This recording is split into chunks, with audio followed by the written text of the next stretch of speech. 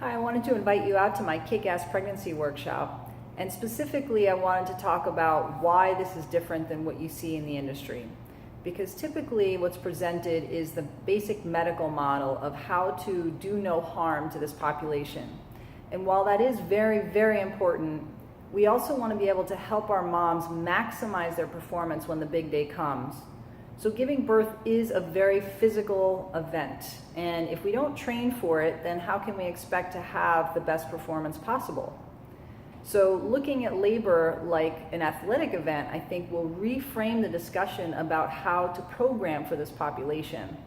So we're going to look at things like specific intensity mapping and how we map it out for those 9 months.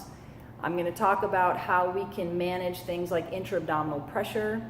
We're going to talk about breathing through the rib cage and expanding with the pelvic floor, and then also working together to do the contraction element.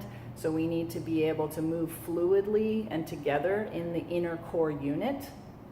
We're going to talk about things like how we devise certain exercises specific to the postpartum period, like how mom is going to have to kneel over the bath and how she's going to have to put baby down into the crib and pick up baby.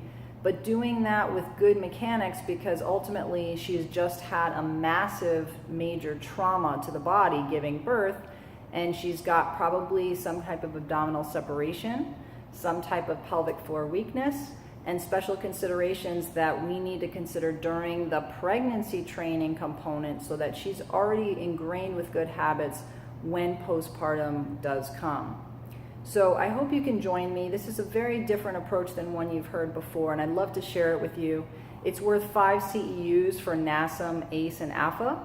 And more importantly, I hope you can be the change that comes to this industry so we can better serve those pregnant and postpartum clients.